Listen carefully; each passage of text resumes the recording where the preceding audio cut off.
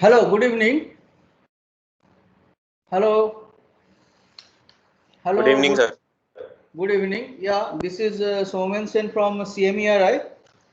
I want to continue this kinematics class for this robot mechanics course. So let me know like whether the screen is visible to your all of you. It is visible. Okay, so the screen is visible today. Very good. Okay. So, if I continue for my last class, so I think previous class Virendra Kumar has taken. He has taken just a minute. Okay, I think the moderator is taking over the control. I need not to do anything. Is it? Mr. Abhishek is there online.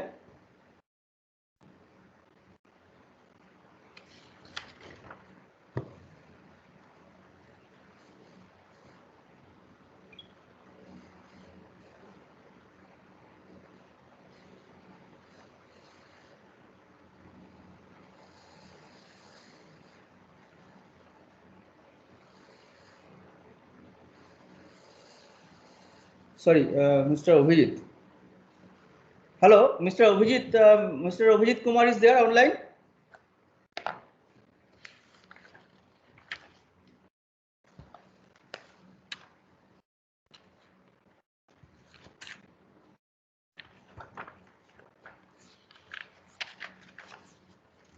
Okay, I think he's not there.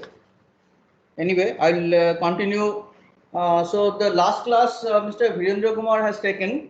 So he covered, I think, this DH convention, how to describe the kinematics of a serial link manipulator using Denavit-Hardenberg convention, and he also covered, I think, the inverse kinematics. So DH description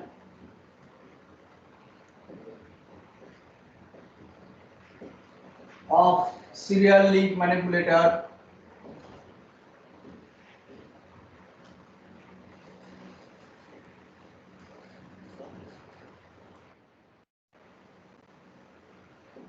So this was one component, and the second component was inverse kinematics.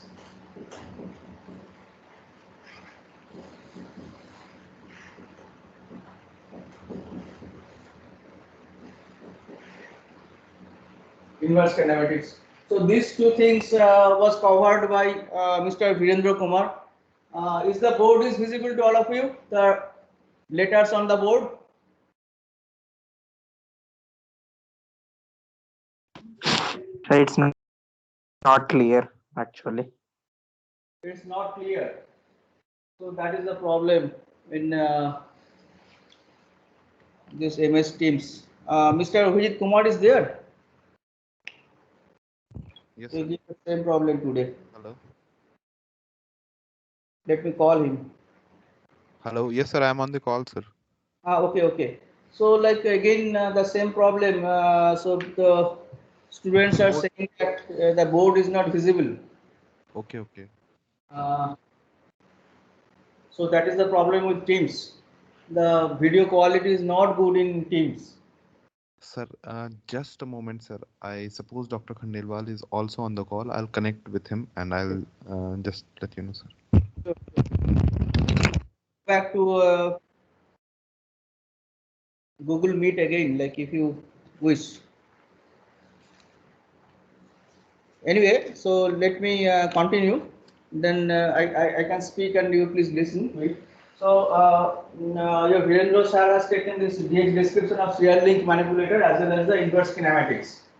Inverse kinematics means like you are given the information in the task space, like you are given some position and orientation to be reached by the manipulator, and if that information is given, how to compute back the joint angles or the if it is a prismatic joint, the this prismatic joint value.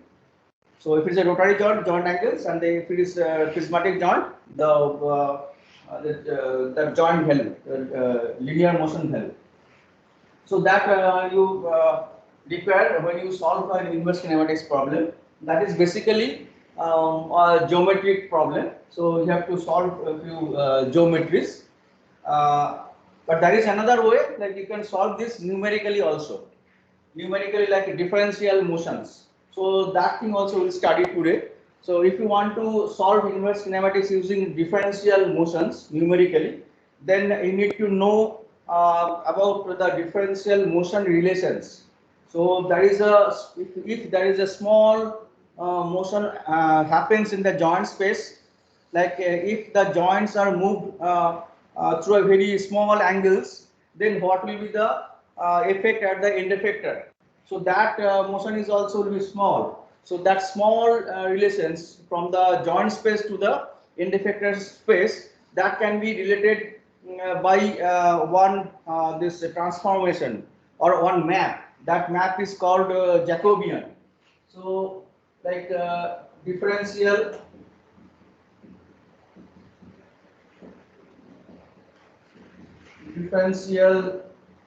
motion. So differential motion, like you can relate the differential motion at the end effector and the differential motion at the joint space through a mapping which is called Jacobian, or like you can say the velocity at the in the joint space and velocity at the end effector space. So the end effector will be having some velocity, linear velocity components as well as angular velocity components. So if you want to calculate the end effector velocity from the knowledge of joint space velocity, then you will have some relationship which is expressed by if v is the velocity of the end effector, which consists of linear velocity as well as angular velocity. So this is a 6 by 1 vector. So that will be related with the joint space velocities. So like if q is the generalized coordinates for the joints, then q dot will be the joint space velocity, and the q dot will be related to the velocity by v equals to j q dot, where j is called the manipulator Jacobian.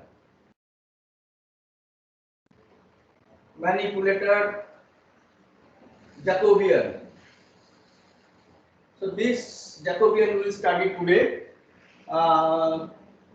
So using this Jacobian also you can solve inverse kinematics numerically. So I will give some hints how you can solve inverse kinematics using this Jacobian.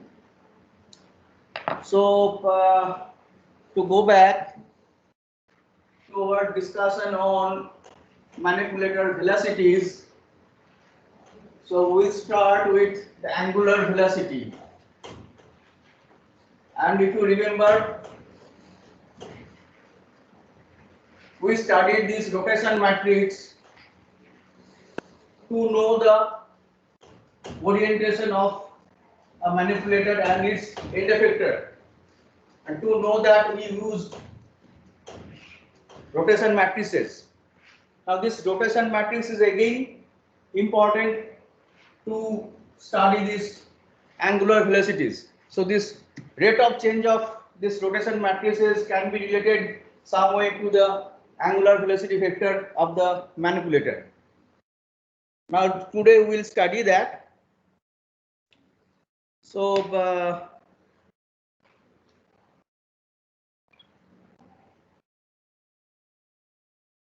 Mr. Abhijit Kumar, is there any information from your senior? Yes, sir. Yes, so, sir. what should I do? Should I switch to Google Meet? Sir, if Sir, we switch it is more clear than Google Meet. yes, sir. Plus, and we have the recording facility also available, so that student could trace back to the classes. But we don't have any premium subscription for Google Meet, so that we can have the recording. So if it can be managed, then Teams would be a comfortable platform, sir.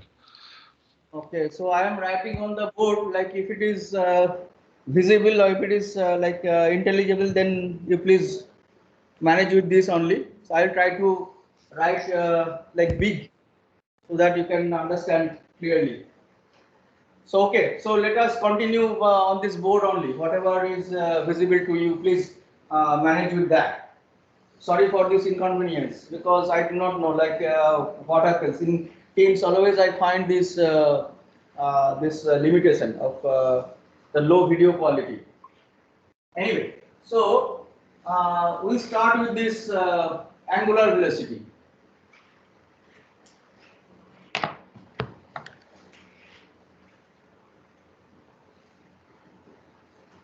So angular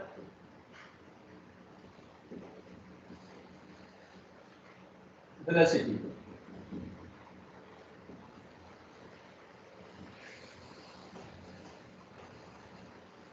So I do not know how much it is visible to all of you.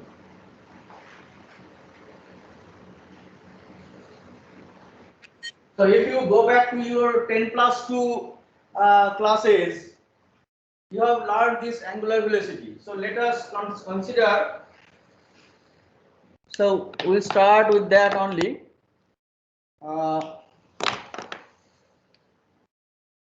So let us consider a plate like this is spinning. A plate is spinning and you have this axis about which the plate is spinning. Now when we want to study anything, any motion, first we try to see what is your reference frame, what is the inertial reference frame. So first we need to assign this inertial reference frame. So the inertial reference frame you can see here.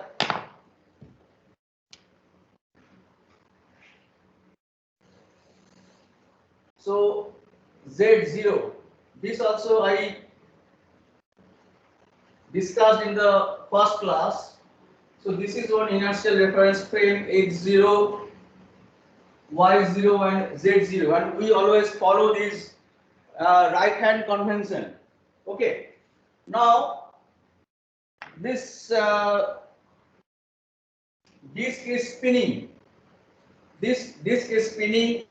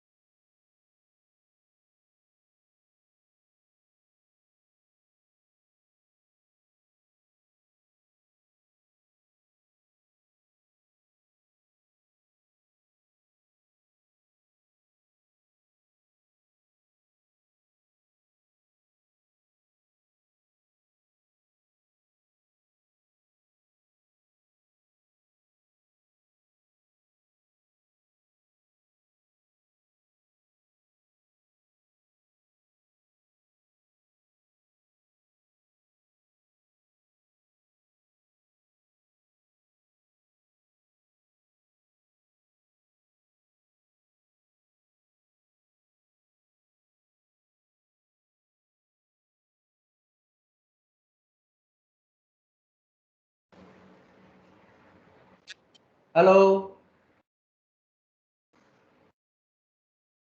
Hello. Yes, sir. So again it got disconnected.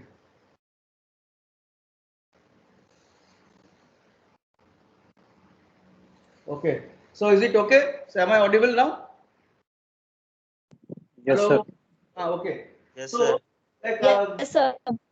okay, very good. Thank you so much. I am very sorry. Like this is always this unreliable connection. So now I am coming back to this spinning wheel problem. So you can see one disk is rotating.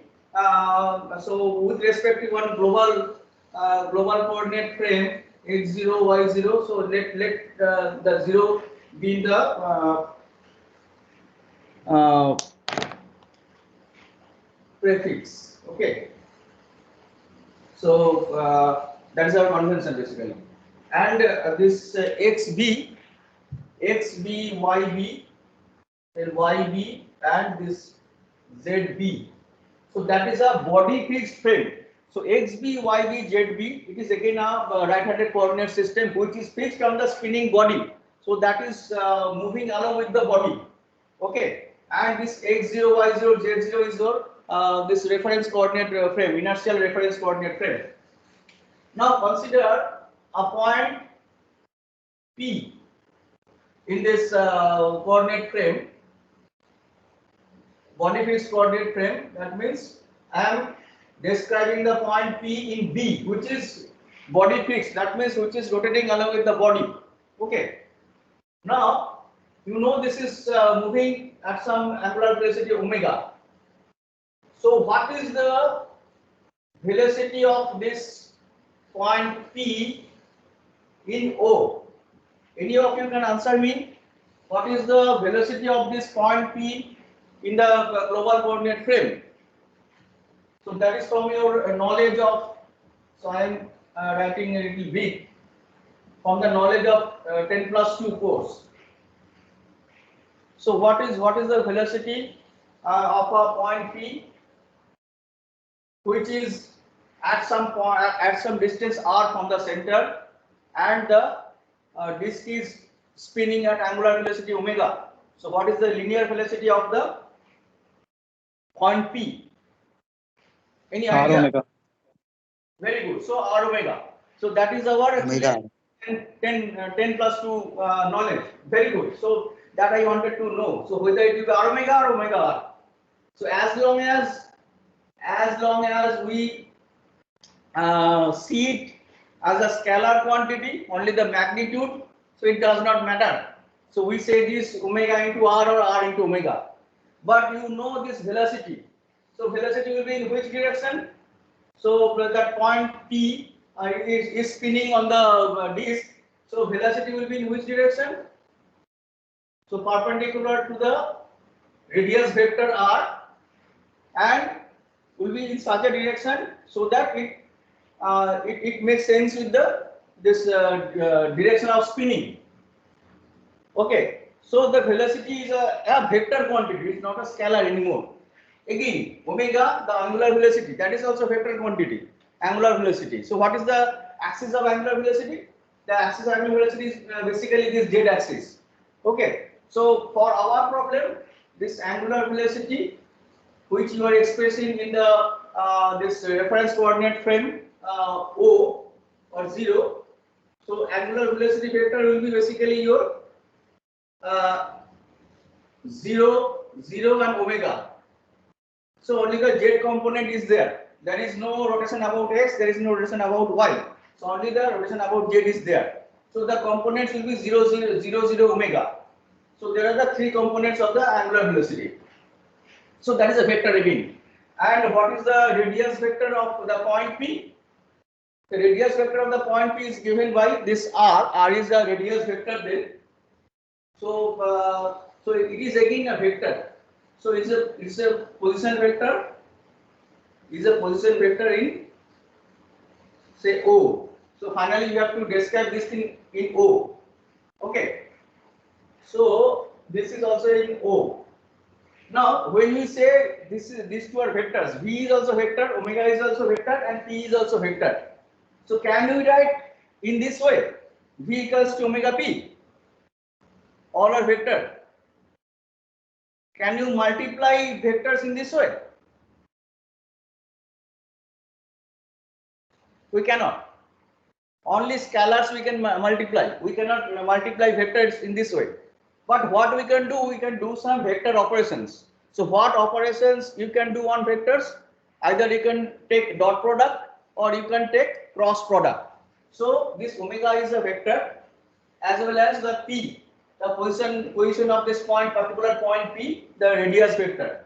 So p is another vector. So we can take a cross product. So you can see here I am putting this symbol omega cross p. So ultimately what we are getting? We are getting the velocity of this point p due to the spinning of the wheel is given by omega cross p. So that is actually very important.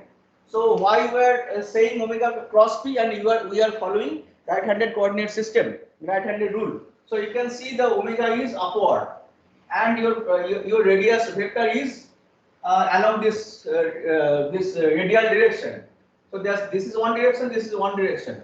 So then what we are doing? We are doing omega cross p. So this vector, and we are taking this right-handed rule.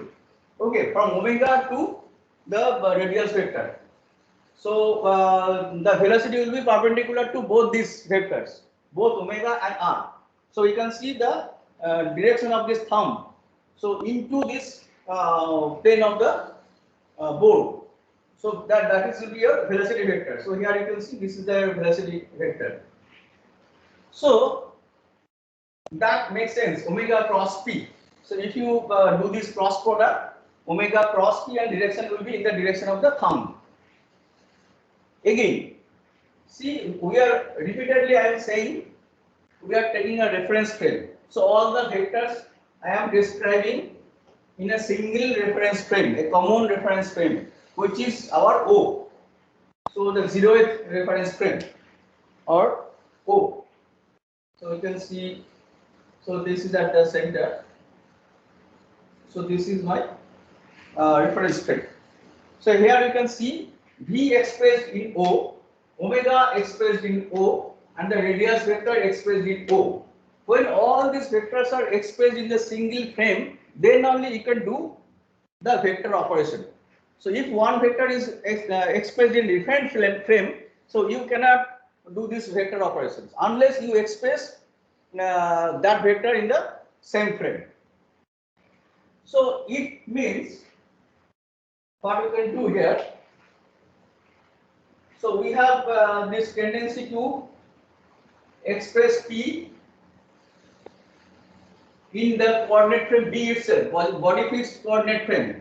So what we can do here, this is your rotation matrix from frame B to frame O multiplied by the position vector of that point P in B. Okay. So you can see when we express the position vector in the body fixed frame P, then we have to transform this vector in the global coordinate frame O.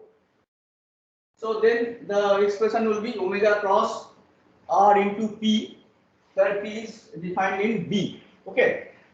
So the role of R is to take this description of the radius vector in B to the global coordinate frame O. Okay. So with this knowledge, so we see this with this knowledge. So I am erasing this.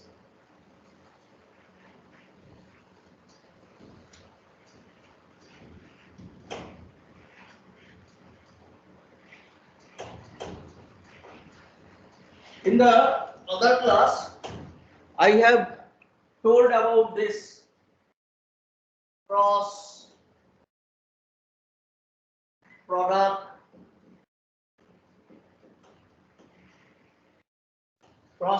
matrix. I think in the second class I have told you people about this cross product matrix. So what is this cross product matrix? So when you have two vectors A equal to say AX I is your the unit vector along x axis, then AY J is your unit vector along y axis, and AZ K is the unit vector along the z axis. Similarly, this is a vector. Another vector B is Bx, the vector multiplied by this I, then Byj plus Bzk. Then what we do?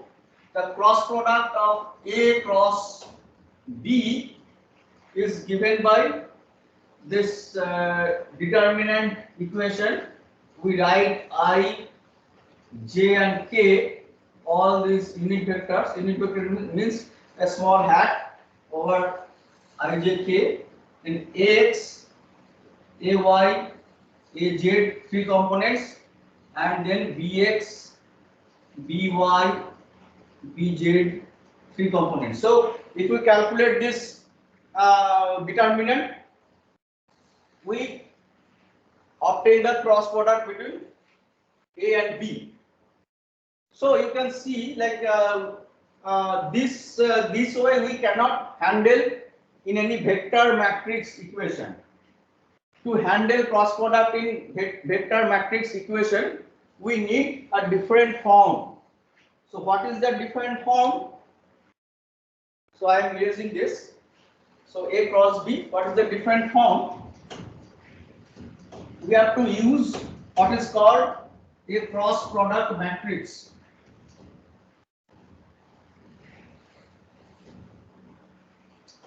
So that is nothing but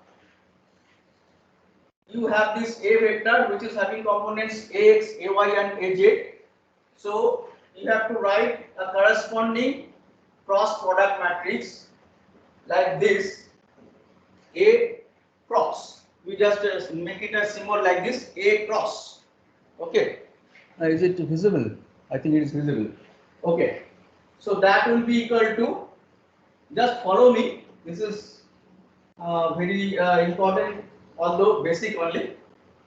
So you have to write in this form 0, then this component Az, then this component Ay, then you have to write Az, this is minus Az, the sign is very important, 0, then it is minus Ax, then you write your minus Ay, then Ax and 0.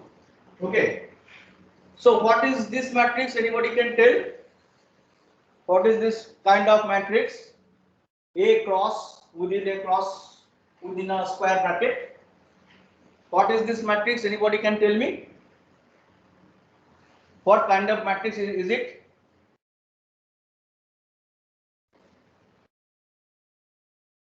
Okay. So this is called a skew symmetric matrix. SKEW. Skew symmetric matrix. What is a skew symmetric matrix? Skew symmetric matrix is the property will be like this. So if Ax cross is your skew symmetric matrix, then it will be equal to minus Ax transpose. Okay. So any skew symmetric matrix will be equal to minus of its transpose. That is the definition of skew symmetric matrix. So definition of a symmetric matrix is when a matrix is equal to its transpose. When a matrix is equal to its transpose, then it is called symmetric matrix. And when a matrix is equal to negative of its transpose, then it is called skew symmetric matrix. So if A is symmetric, then A will be equal to A transpose. Whereas if B is skew symmetric, it will be B equals to minus B transpose. Okay. So out of this vector, you have to form a skew symmetric matrix using the elements of the vector Ax, Ay and Az. So this is the way to write this skew symmetric matrix. So the sign is important. Okay, please follow this. The sign is very important. Please let me know if something is not like you do not understand or you do not read from the board. Please let me know. Then I will repeat it. Okay. So why I am doing this? Hello, excuse me, sir. Yes, tell me. Sir, if some people are facing issue with the screen, then means there is option of pin. If they click on your screen and there the pin command will come, if they use this, it will appear on full screen. Okay, pin. Let me see. Yeah. Not you, sir. Everyone. Yes, participants, they have to do on their device. Oh, if somebody is having problem, then I have to pin them. Is it like that? No, sir. Let it go, sir. Actually, I was facing that your screen was visible on a small corner only. Oh, okay. So it is not. Come on. Just a minute. So it is not visible to all of you. Is it visible, sir? It is visible, sir. Okay, so it was problem with me only. Okay. Yeah, that's what. So that you have to set it. Okay, so it is Yeah, visible to all of people. Okay. Understand? It is blurred sometimes. That is your this Teams problem. So if you can do this in Google Meet, I don't find much problem. So it becomes very clear. But Teams, there is a problem because there are many overheads in Teams. There are so many things they try to communicate or transmit. So anyway, so let us do with this only. So we have this skew symmetric matrix corresponding to a vector. Screen becomes blurred from time to time. Yes. Screen becomes blurred from time to time. Sometimes it becomes clear, sometimes it becomes blurred. Okay. That is due to this Teams problem. Right. Teams. Okay. So I am trying to do it slowly so that whenever it becomes clear, please try to note it. So we are discussing about on this cross product matrix. So if you have some vector A and if the components of the vectors are Ax, Ay and Az, then we can form a skew symmetric matrix and we call it say S A, or for our particular problem say we take this as omega, the angular velocity. So S omega. So S omega, so that we call a skew symmetric operator. Skew symmetric operator S omega. So corresponding to the omega vector, where omega is having components, omega x, then omega y, and omega j. So this is a vector. So we are using this form like transpose. So it is a column vector basically. So we are using the transpose. This is transpose of the row vector. So if you have this components omega y and omega x, omega y and omega z, then the skew symmetric operator S omega, which takes this vector to a skew symmetric matrix. So whatever we describe, so the diagonal elements will be 0. The second element of the first row will be minus omega z.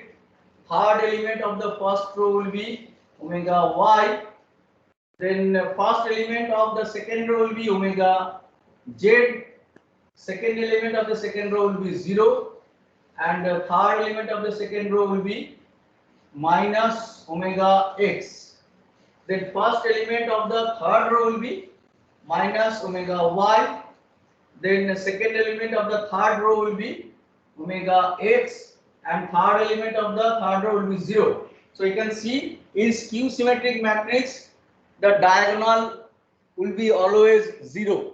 In skew symmetric matrix the regular diagonal will be always 0. Okay.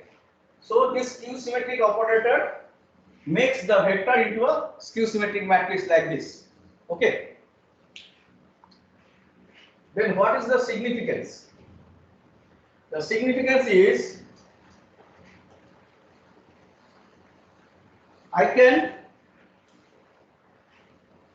do this cross product. So as I told you, this A cross B, we are doing using this determinant. So there, instead of doing that way, like we'll express this cross product as a matrix vector multiplication. So what will happen?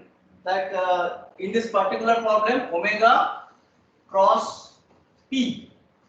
So both are expressed in 0. So that will be in a vector matrix equation. We'll write like this. So your that omega cross, the cross product matrix, or the matrix obtained by doing this skew symmetric operator on the omega vector, the cross product matrix multiplied by this position vector in O. So I think you can understand this. So this cross product operation is replaced by a matrix and vector multiplication. So this is very, very important in our future derivations. So you can see we have expressed this velocity in terms of this multiplication of cross product matrix and the position vector of the point P. Okay. So I am erasing these things.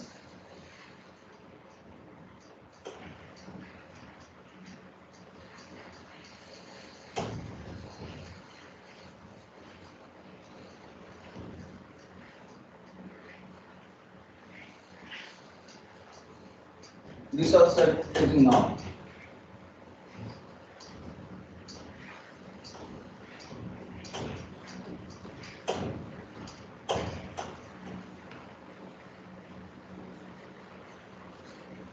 Now we'll come back to our concept of rotation. Okay.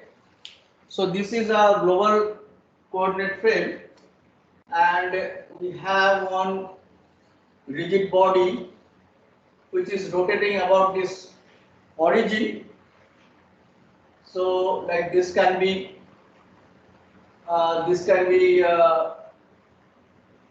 any arbitrary frame. So this B within the curly bracket, which is fixed on the rigid body. So that rigid body is rotating about this coordinate frame O. So this is your x0, y0 and z0, and these are all your xb, yb and zb. Okay.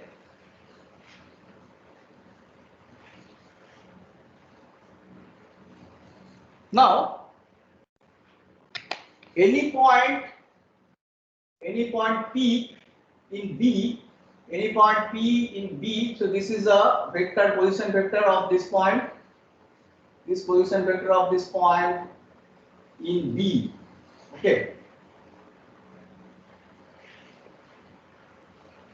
So any point P in the rotating rigid body B, so that our coordinate frame is B is fixed on the rotating body fixed frame. We call it as body fixed frame.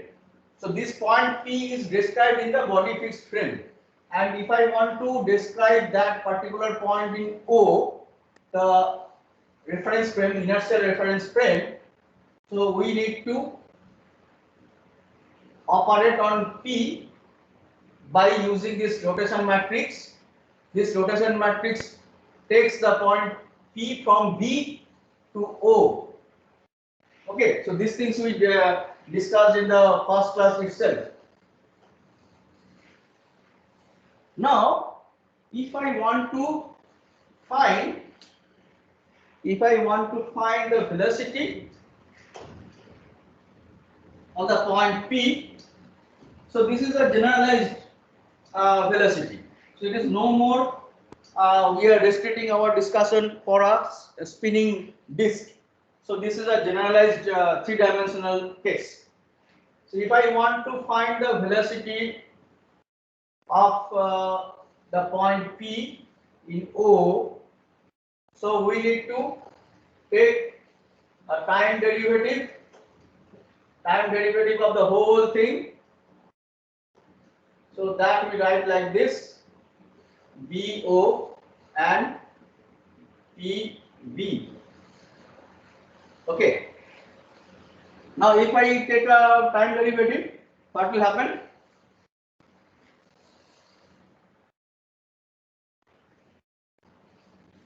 So there are two things. We have to apply a chain rule for taking derivative. So that is, we know this 10 plus 2 from 10 plus 2 courses, we know this Leibniz chain rule.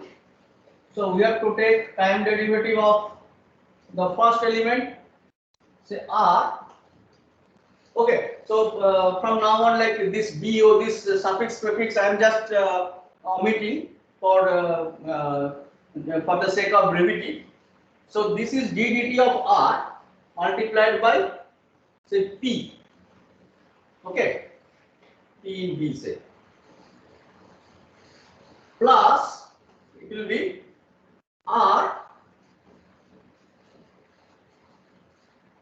dTO, then d dt of P in B. Okay.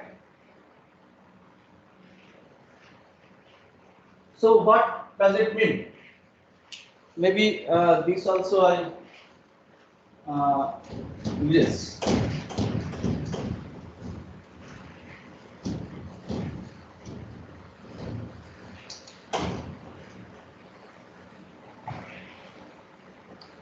So that means this velocity in O. So first thing is d dt of R into P. That means we can write, because these rotations, all these rotations actually are time varying. So all these points are moving, everything is moving. So this is also time varying. This is also time varying. So implicitly there function of time. So implicit function of time. So the so this rotation is expressed by different combinations of these rotations about x, about y, about z, whatever it is. So those angles, say theta, phi, psi. So these are all changing with time. Theta t, phi t, and psi t. So they are all function of time t. That's why we can take time derivative. So these are all implicit function of time. So when it is an implicit function of time, this R is also function of time. So I can take time derivative and we express it as d dt of R, which is expressed as R dot. Okay. So this is R dot into P into B, the first expression. And the second expression is plus R, second term, is B2O, and d dt of PB. That means the velocity of the point P in the body fixed frame. So velocity of point P in body fixed frame. So if this point P is fixed on the rigid body, if the point P is not changing with time t, then normally we say this velocity is 0. So the velocity of point P expressed in body fixed frame. So with respect to the body fixed frame, the velocity that point P is fixed. That means normally the velocity of the point P in B will be 0. We are left with the only first term then. So what we can do, this is R dot. So what we can do, this R dot, we are multiplying this with R inverse,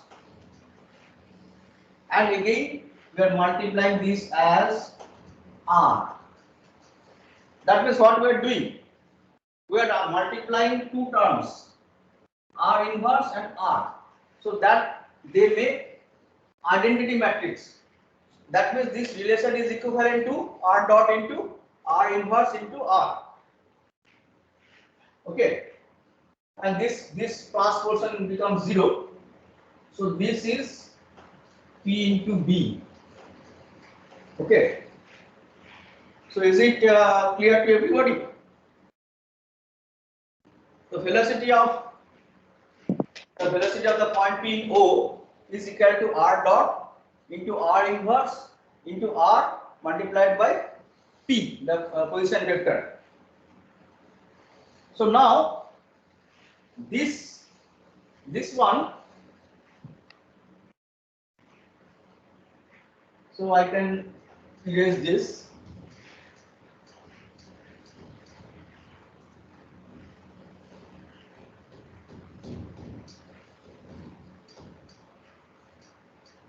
The concept of angular velocity is little tricky, so you have to have this concept very clear.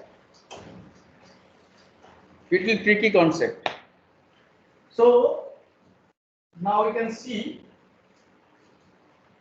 V0 expressed in 0 is basically your R dot, which is from B to O, then your R inverse again, which is from B to O, multiplied by R B to O and PB. So this part is basically your PO, and this part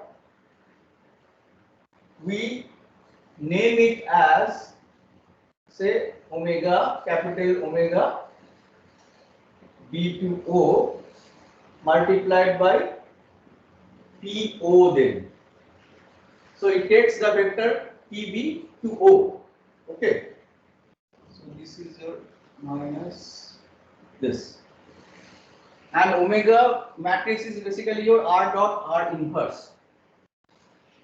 Okay. So now we can bring an analogy.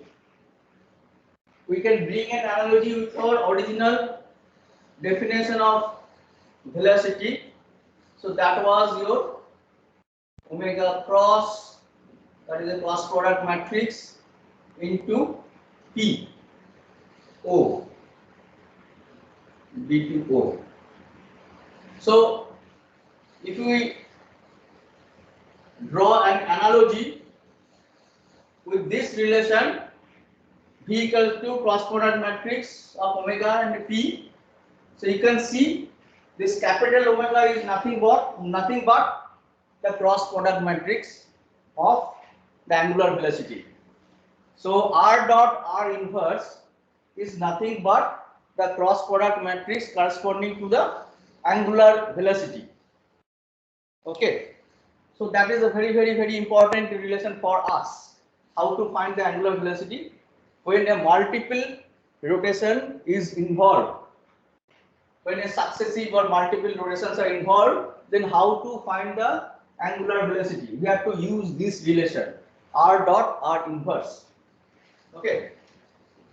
So now you know we have derived this relation, and we'll do little more to convince ourselves that this capital Omega is actually the this cross product matrix or skew symmetric matrix. This capital Omega is actually the skew symmetric matrix. So what is our relation? We start with, say, the rotation matrix R. Since the rotation matrix R is orthogonal matrix, so your inverse is equal to transpose. That means using the orthogonality property of the rotation matrix, we can write R into R transpose is equal to the identity matrix, which is a 3 by 3 identity matrix. Okay. Now these are all implicit functions of time t. So if you take time derivative of this particular equation, if you take time derivative, you will take time derivative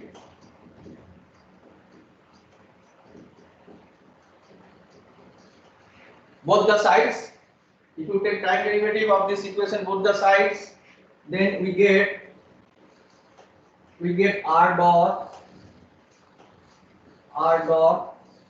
then R inverse R transpose plus R into R transpose dot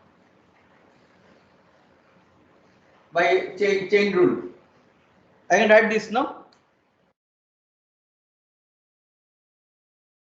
I can write this.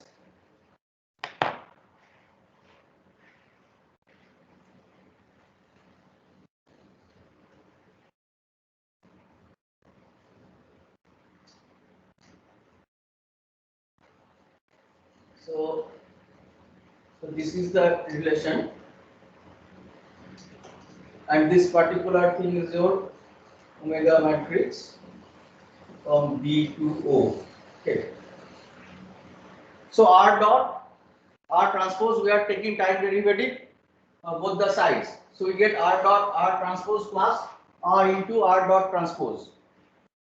Okay.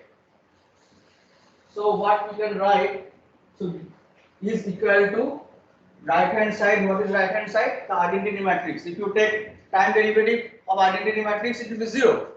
Okay, so R dot R inverse is a identity matrix. So if you take time derivative, it is 0 right hand side. That means this implies that R dot R transpose plus R. So now I apply the rule of transpose. So when you apply transpose, like the sequence gets changed. So if I apply a rule of transpose over this, so you can see that it will become R dot R transpose whole thing transpose. Okay. So if you take this thing right hand side, you can because it is equal to 0, so you can write is equal to minus of this. So you can see in this derivation, R dot R transpose is equal to negative of transpose of R dot R transpose. So this R dot R transpose, if we name it like this, omega, if this is your that omega, capital omega matrix, that is equal to minus of that capital omega matrix. I don't know whether it is visible. So R dot R transpose is equal to minus of the whole of R dot R transpose. So here we are proving that R dot R transpose itself is a skew symmetric matrix. So this R dot R transpose itself is a skew symmetric matrix. Okay. So that actually verifies our derivation that R dot R inverse or R dot R transpose, R dot R inverse or R dot R transpose basically represents the angular velocity. Okay. So this is the in essence all about this. So we can say, so I am using this figure.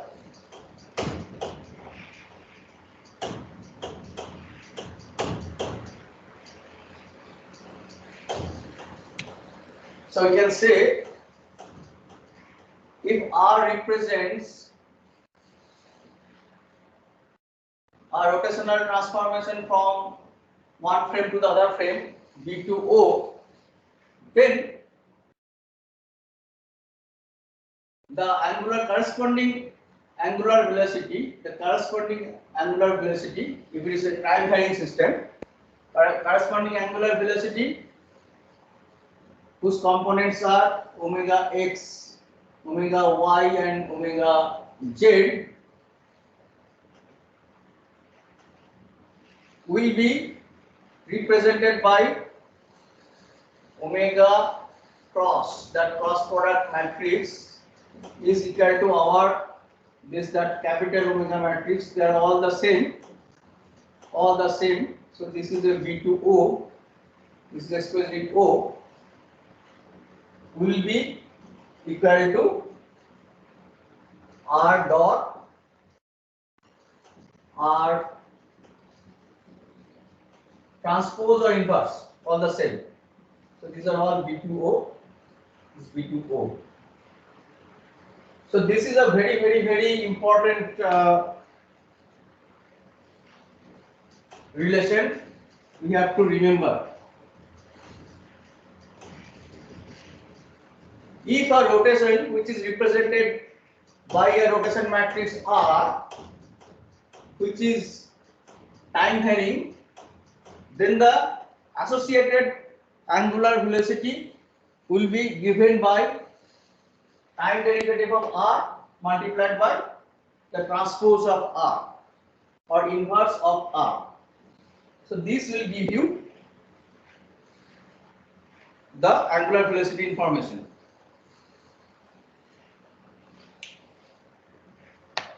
So I hope this is clear to everybody.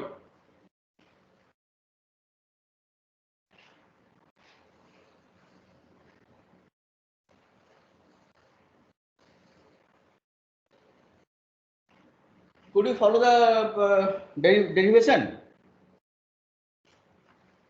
Please ask me if you do not follow this.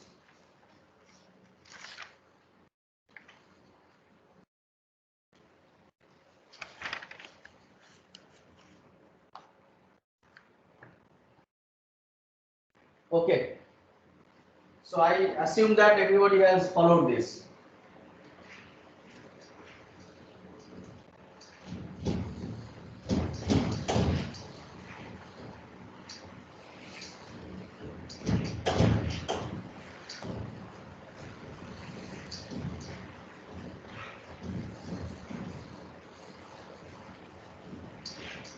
Now, what is the significance of calculating the angular velocity starting from the your rotation matrix? Now, if you remember, in the last class, I considered this. So let me erase this also. Okay, so R dot R inverse.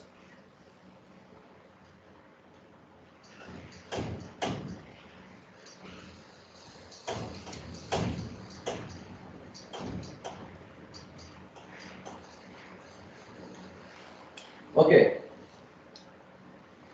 So in the last class, we talked about these successive rotations.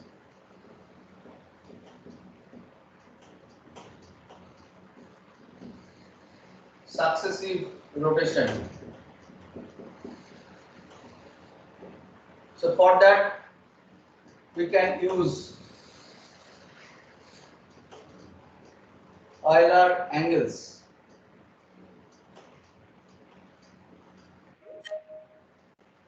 So successive rotations, we can use this Euler angles.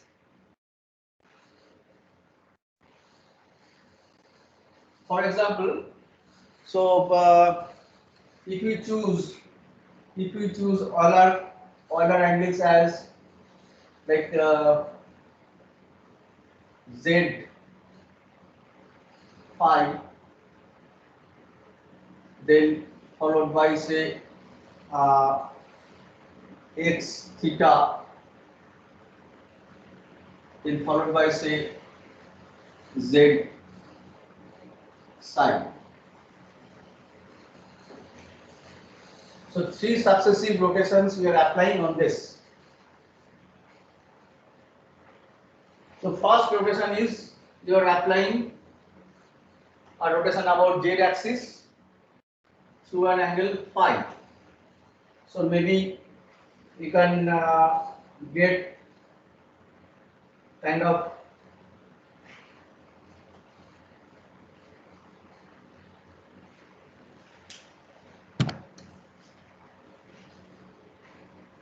configuration like this.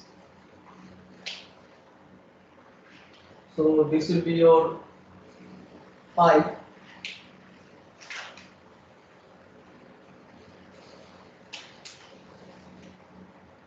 This is your phi, and z axis remain the same, z, and the rotated axis are say x dash and y dash, and originally they were x0 and y0. So this was your x0, y0, and this is your z0. Okay.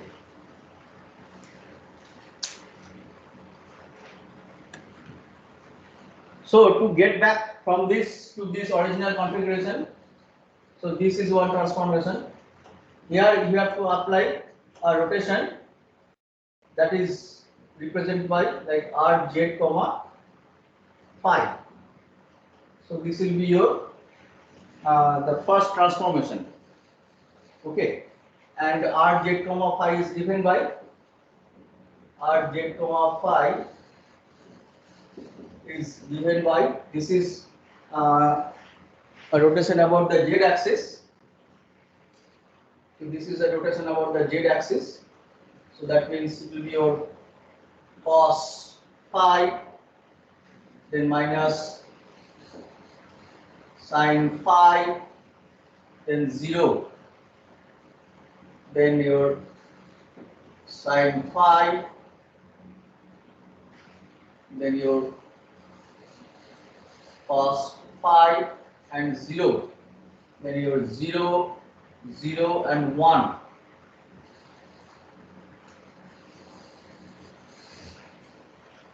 So this is the first rotation. So rotation about z axis through an angle phi. Then you apply a rotation about the rotated axis. So rotation about the rotated x axis. So z, x, z. So these 3 Euler combination we have chosen as an example.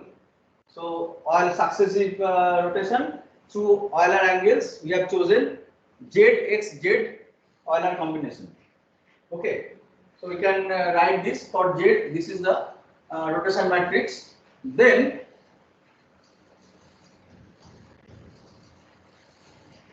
if we apply a rotation about the rotated z axis, so maybe you will get so the rotated x axis, the x axis will remain the same like this. So that z axis may become like this and like this, and this is all intuitive. Okay, so maybe it was originally like that and like that.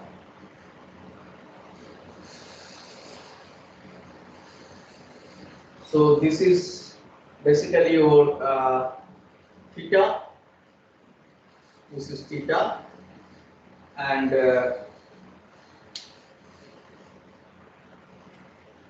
this become your y double dash.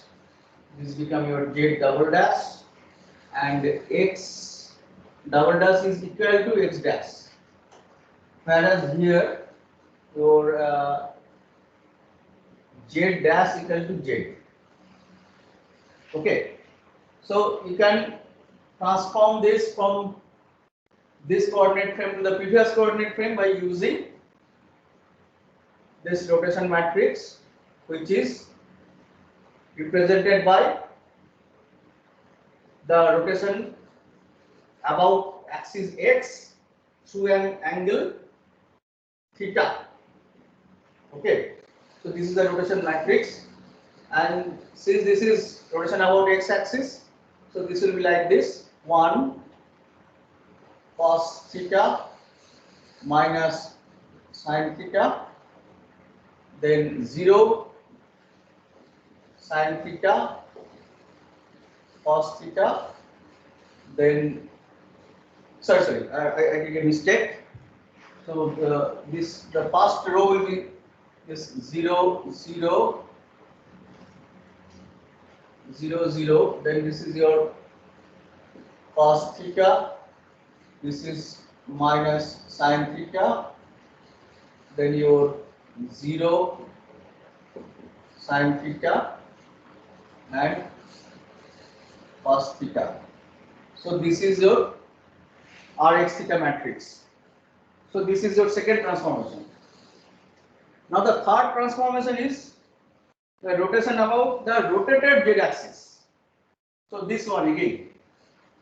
So the rotated z-axis. So this will remain like this, and maybe you got something like this.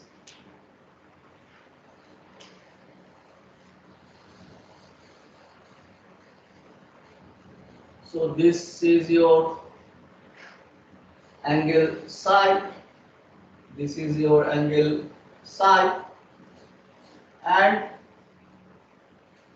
z triple dash is equal to z double dash. So there is no difference. So to get from this rotated coordinate frame to this previous coordinate frame, so you have to apply this rotation matrix, which is again about the z-axis, z comma psi. So this easily you can express this. Okay. So if you do not follow, please tell me. Like if I do not get any response, it becomes very difficult to teach. Basically, I do not get any sound from your side.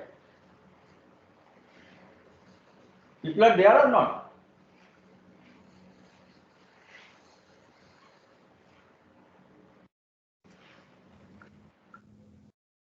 Hello, sir. Somebody is there? Yes, sir. So you can follow whatever I am talking. Yes, sir. Yes, sir. Okay. So, like I think you have all noted it down. Maybe I'll erase this because I do not have space in the board. I have to erase. Okay. So what is the final rotation matrix? Like if I want to express the final orientation in the original frame. So I am trying to express the final orientation in the original frame. So all the rotations happened about the rotated axis. Okay. So these are all called Euler angles. So all the rotations happened on the rotated axis. That is the body fixed axis. Okay. So if I want to find the final rotation matrix, so something your body fixed frame in the triple dash frame to the original frame O. So what we have to do, so please note this formula. This also in the last class I mentioned. So this is your ZXZ Euler angles. We have chosen this ZXZ. It can be anything like whatever we can thought. It can be ZXY, it can be ZYX, it can be ZYZ, it can be XYZ, whatever it is.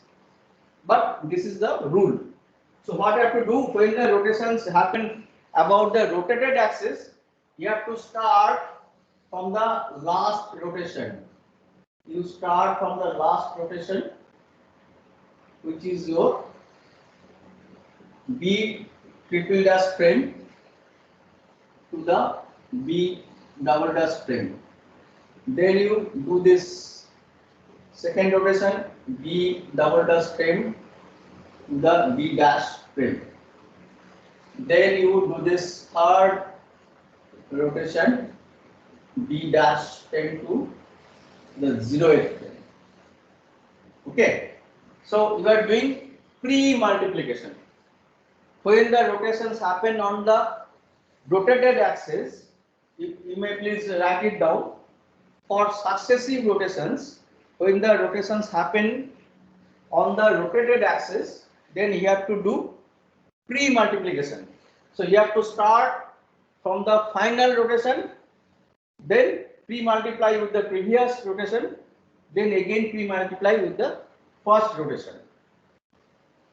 So this Euler angles, like any orientation, you can express with at most three rotational transformations. You do not need more than 3.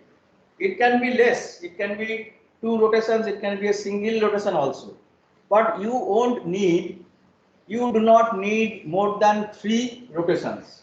So 3 rotations are sufficient to express any orientation in space. So that is this 3 rotations. So these rotations are called Euler angles. Euler angles. This is also very important concept in robotics. So any orientation of the end effector or your gripper, you have to express by choosing a set of Euler angles. Again, this choice of these Euler angles is not unique. Your orientation is unique, but the description, this Euler angle is nothing but some description. So description is not unique. There can be several descriptions. You can choose various Euler angle combinations. As I told you, it can be ZXZ, it can be ZYZ, it can be ZYX, something like that. So this kind of 12 combinations are possible. 12 Euler angle combinations are possible. This is only one example.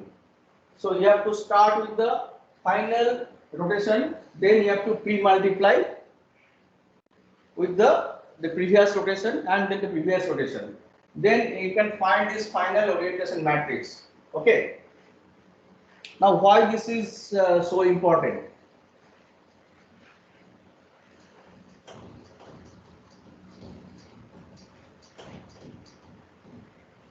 So I will request you, all of you, to have one textbook.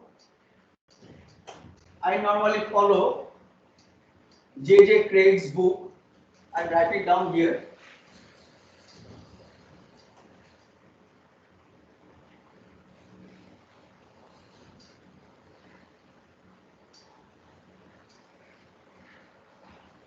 So the book,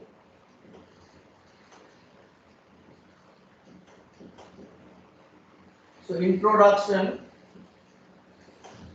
to robotics,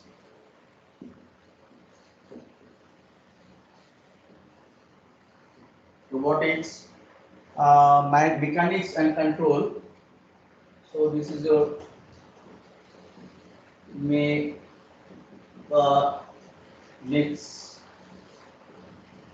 and control. The author's name is J.J. Craig. So this is published by, this is available in India. Indian edition is there. It is very cheap. I think some 250 rupees only you can get. So it is published by Addison Wesley.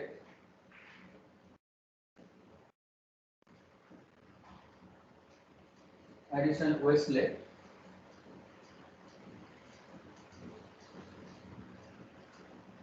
So you can get it very easily. Even from Amazon also you can get this book.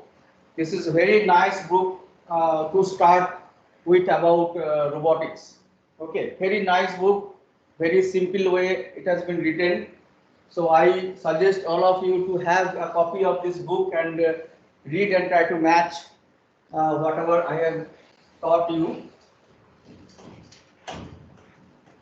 Then in this book, you please read the appendix.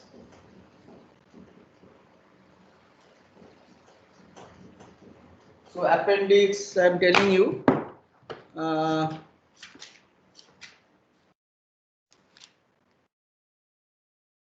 Appendix your B.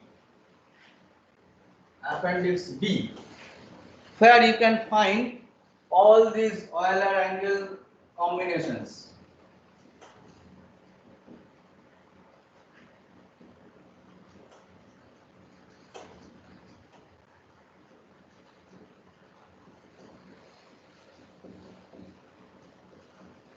Euler angle combinations. Please read this appendix B, where you can find all these Euler angle combinations. There are 12 such Euler angle set, 12 such sets possible. 12 sets of Euler angles. So Euler angles are about the rotated axis. Similarly, in the appendix, you can find 12 more sets which are about the rotations about the fixed axis. So there you can find 12 more sets which are rotations about the fixed axis. So there are basically 24 such sets. So like this is nothing but this multiplications. So that you yourself also can derive very easily.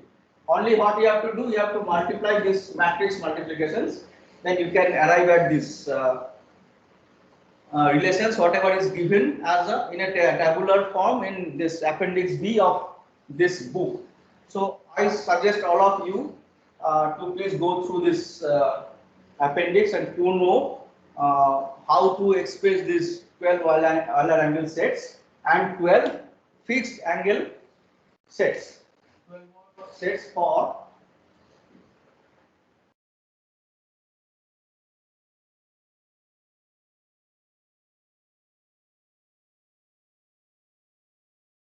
so I will just mention what is about fixed angles. So you, as I told you, these rotations, Euler angles rotations are happening about the rotated axis. But if you do these rotations about the this global frame, global inertial frame, those are the rotations of the fixed axis. So that global inertial frame is fixed. So if you apply rotations about those axes, this is called the fixed angle rotations. Okay. So for fixed angle rotations, you have to do post multiplication. So here you are doing pre-multiplication. For fixed angle rotations, you have to start with the final orientation, then you post multiply for the previous orientation, then again post multiply for the first orientation. Okay. So for Euler angle or rotated angle convention, you have to pre-multiply, and for fixed angle orientation, you have to post multiply. So we can derive also, but there is under this scope, this course, we do not have the scope to derive all these things. So please remember and write it down. For fixed angle derivations, you have to post multiply. You can start with the final orientation and post multiply with the rotation matrix corresponding to the previous orientation, and post multiply the resultant one corresponding to the rotations of the first orientation. Whereas for the Euler angles or the rotated axis, so you have to start with the final orientation, then pre-multiply with the rotation matrix corresponding to the previous orientation, and then pre-multiply further the resultant one with the first rotation with the rotation matrix for the first orientation. Okay. So please listen and note it down. Okay. So now, how these are related with our angular velocities? How these are related with our angular velocities?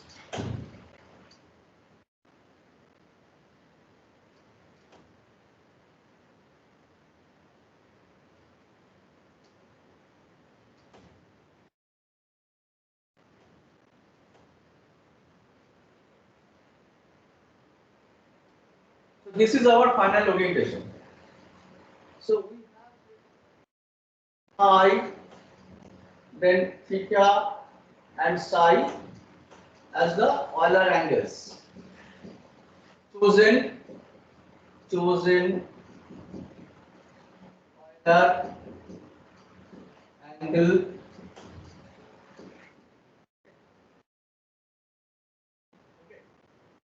What is the angular velocity?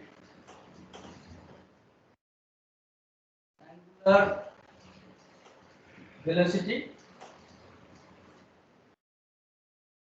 of the moving frame in O. What is the angular velocity of the moving frame, body fixed frame in O? So we will have this tendency that it will be equal to phi dot, theta dot and psi dot. No, it is not. It is not. This is not equal to phi dot, theta dot and psi dot. Phi, theta and psi, they are not. So this is not the angular velocity. So this is only the rate of change of the Euler angles. Okay. Angular velocity is something different.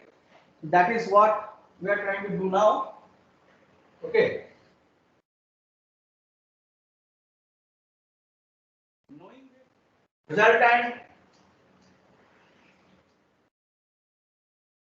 this resultant orientation matrix for this particular, for any particular chosen Euler angle.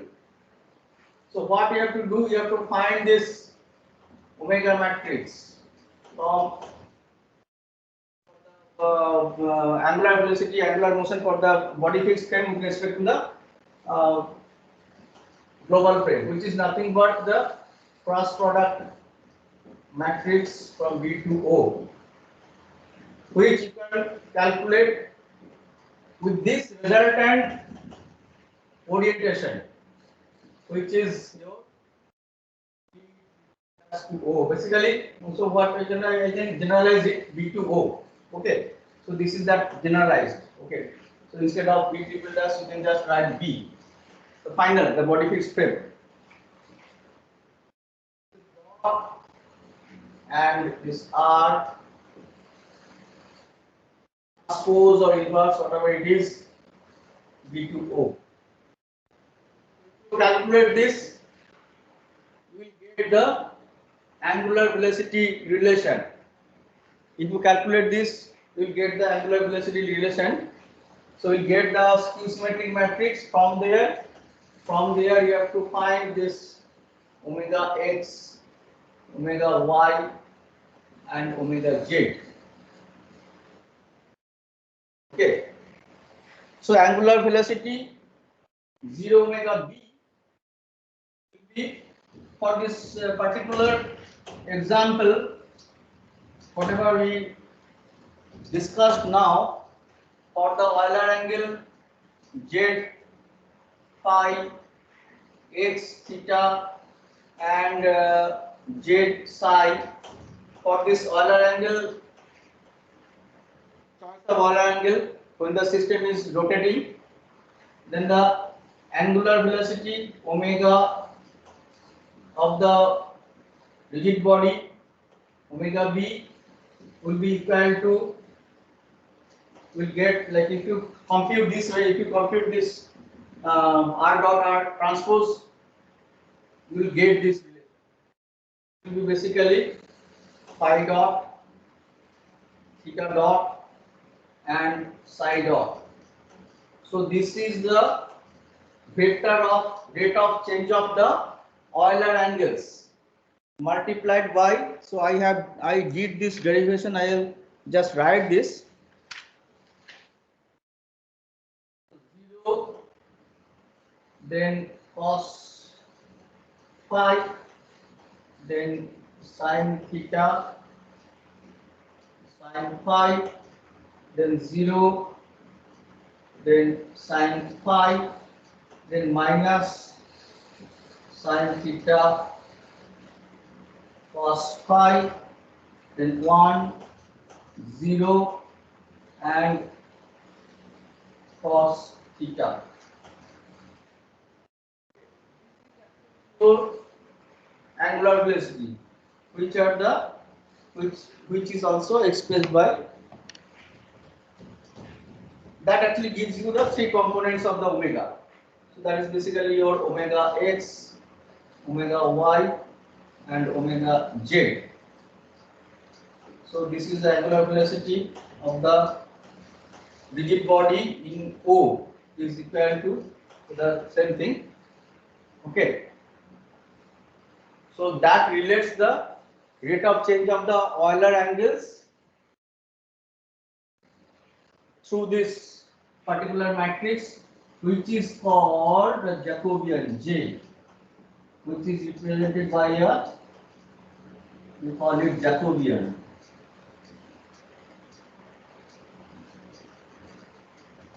Okay, which is represented by this Jacobian. We call it a Jacobian J. This particular matrix is a Jacobian, which relates the angular velocity with the rate of change of the Euler angles.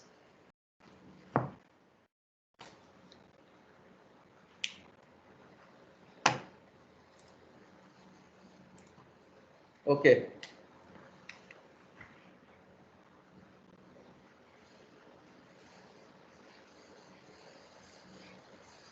So I am relating this.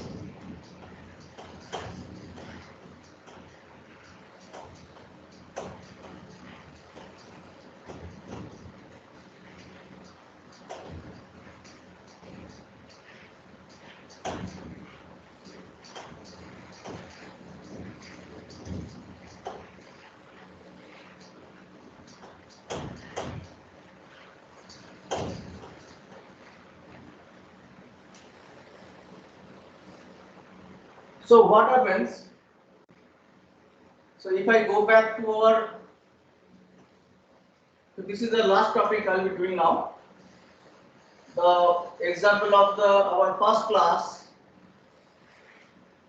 So this is a two-link manipulator we considered, which is having the length as L1 and L2, and that made angles theta 1 and theta 2. Huh? What about you?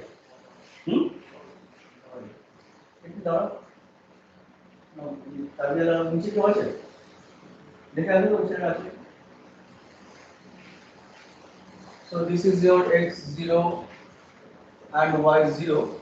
Okay. So we are considering this end effector. So end effector is given by our position vector x and y. Okay. So you can have another orientation also here.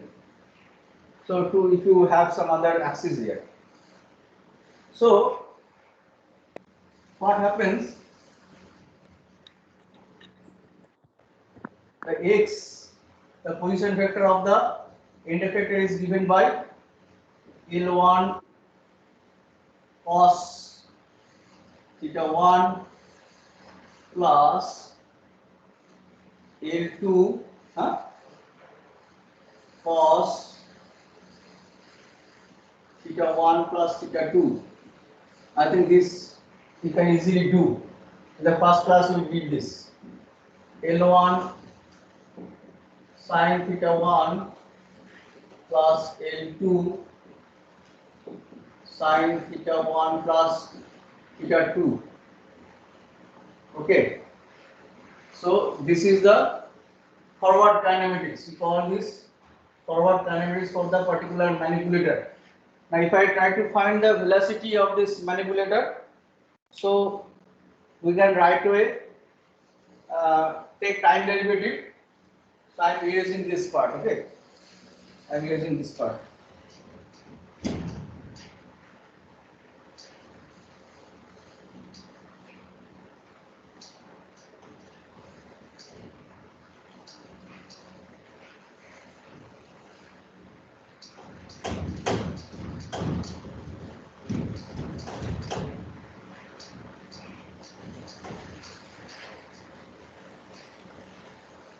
So I can take directly time derivative. So the velocity of that, the linear velocity,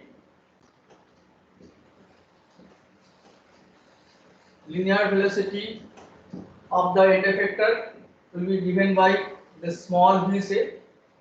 So if I call it end effector E, okay, end effector E in O, this is your O. So it will be given by basically your x dot and y dot. So you can take time derivative of this equation, then you can find this L1 sin theta 1, okay, then theta 1 dot. So I will take out theta 1 dot and theta 2 dot here, okay. So I take out theta 1 dot theta 2 here, and we can have another this rotation on the end effector. So that can be represented by say theta 3. But anyway, the theta 3 won't influence the position of the end effector. Theta 3 won't influence the position of the end effector. Theta 1, theta 2, and theta 3. So this is only function of theta 1 and theta 2, the end effector velocity. So L1 sin theta 1 into theta 1 dot, then your plus, sorry, this will be minus, basically minus. So if you take time derivative of cos, it will be minus. So this is minus L2 sin theta 1 plus theta 2. So theta 1 dot plus theta 2 dot. So theta 1 dot I can take it here, and it will be your minus second part will be L2 sin theta 1 plus theta 2. So this is on matrix. So it will be your L1 cos theta 1 plus L2 cos theta 1 plus theta 2, and this will be your L2 cos theta 1 plus theta 2.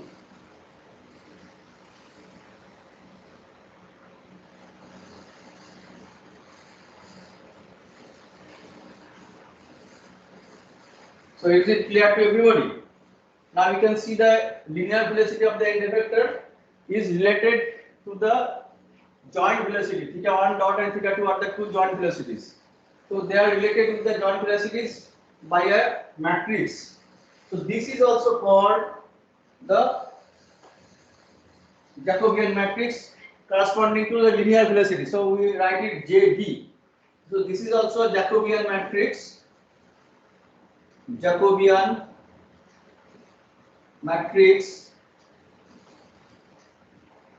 corresponding to the linear velocity for V. Jacobian matrix for V. Okay. And the final angular velocity of the end effector.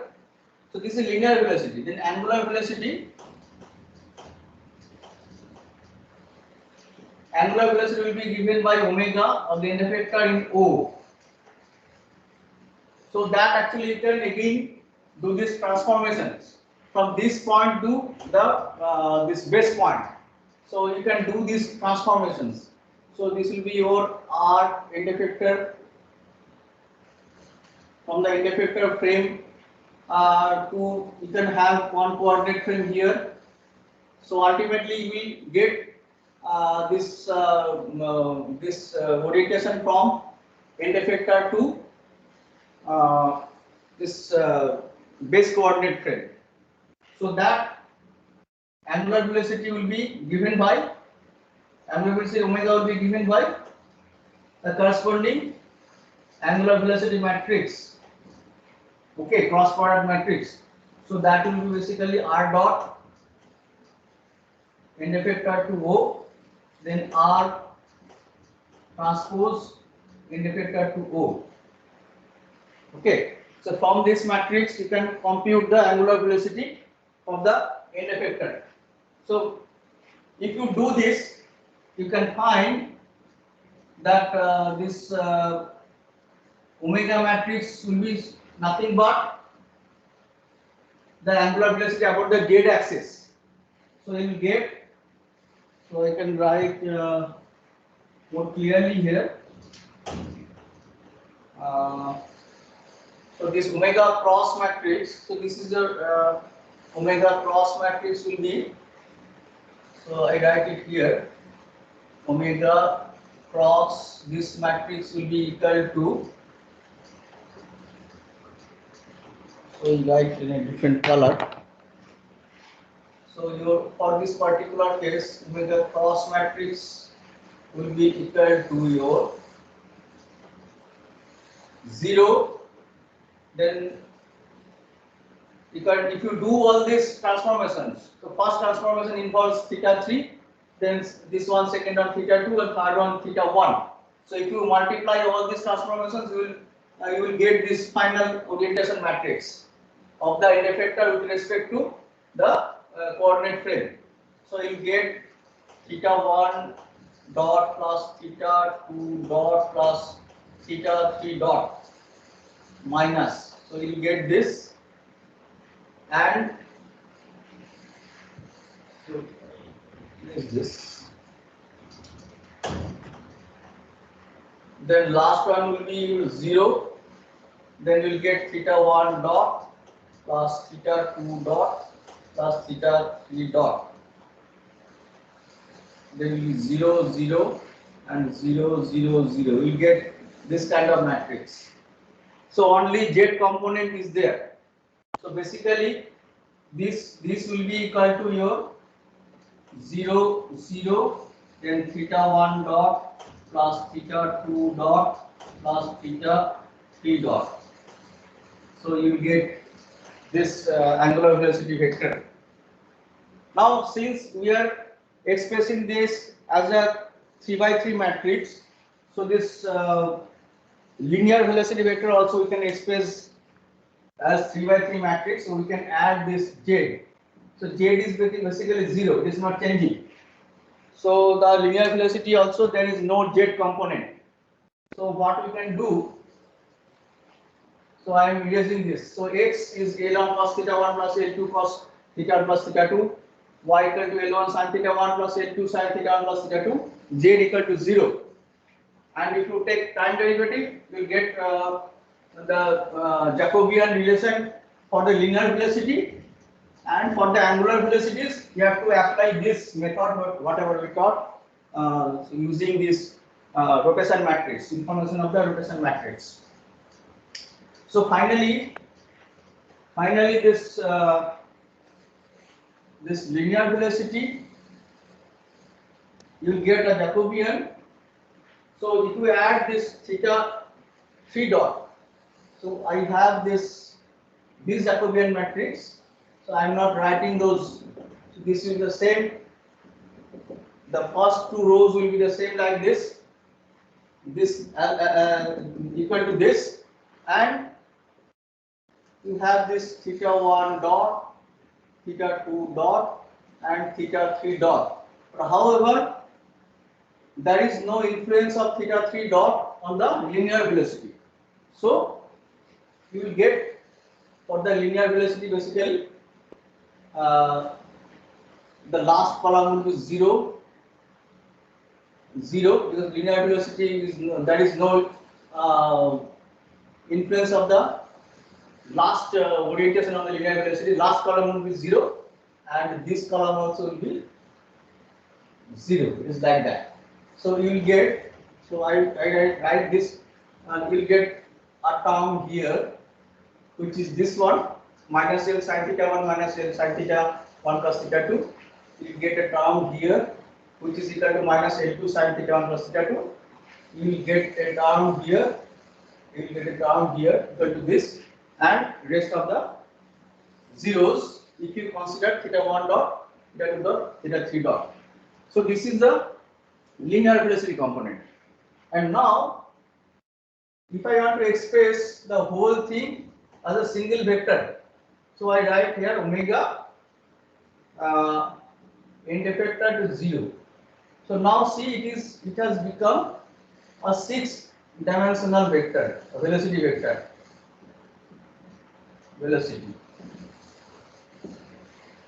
Okay. So this combines both linear velocity and angular velocity. So here now we can add this. We can add this. So there are 3 joints. There are 3 joints, and since there is no rotation about the other axis, so you can simply take out only the z component. So if you only take out the z component, so this will become basically in general it will be 6 by 1 vector, but if you only take out the two this linear velocity components and one angular velocity component, so then this matrix will be like this. Theta 1 come here, and you will get, so you will get 0 0, sorry, you will get 1 1 1, theta 1 dot plus theta 2 dot plus theta 3 dot. So you will get 1 1 1. So if you express in this way, so then it will become a 3 by 1 vector. Okay. Since there is, so this is up to you how you want to express the thing. Either you can express as a 6 by 1 vector, so other components will be 0, or you can express as a this for linear velocity there are 2 components, and angular velocity there is 1 component. So it will become a 3 by 1 vector. So this is your linear velocity, this is your angular velocity, and in combine, if you combine this, so this will, you will get this kind of relation. So this is called the manipulator Jacobian.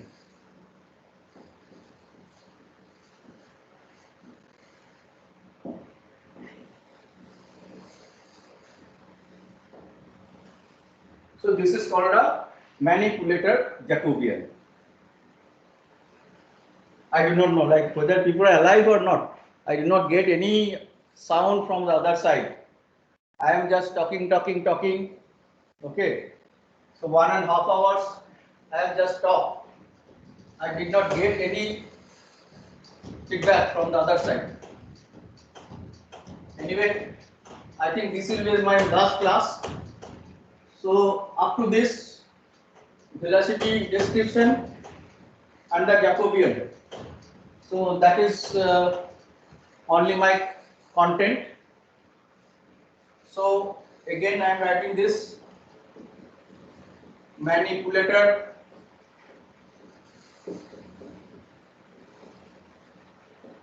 Jacobian.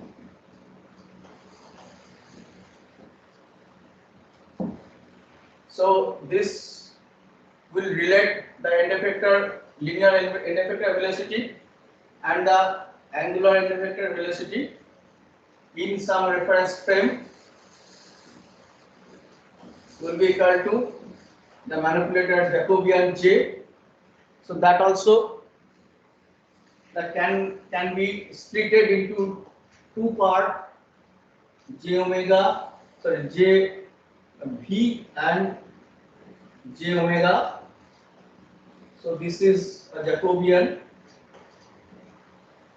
for the end effector to the global frame, and your this Q1 dot Q2 dot up to your Qn dot. So if there are n joints, so this is in general the expression for velocities for the end effector, where Q is your joint velocity vector, and this is your end effector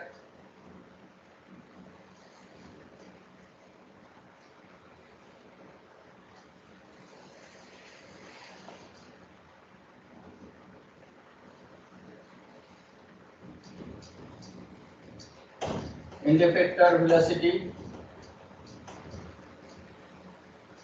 vector. So end effector velocity vector consists of one linear velocity component and angular velocity component. So these two together sometimes is called twist vector. Twist vector, or in general twist. So this linear velocity and angular velocity sometimes in together called twist. Okay.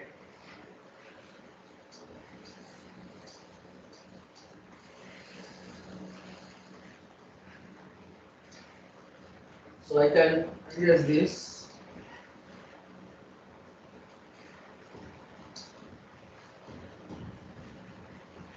So I hope I could explain how to derive this linear velocity component in this serial link manipulator and the angular velocity component, and if you merge them together, the relation of the end effector velocity including the linear velocity and the angular velocity with the joint space velocity component, and that relation is given by a mapping, and that map is represented by a matrix which is called Jacobian for the manipulator, or manipulator Jacobian.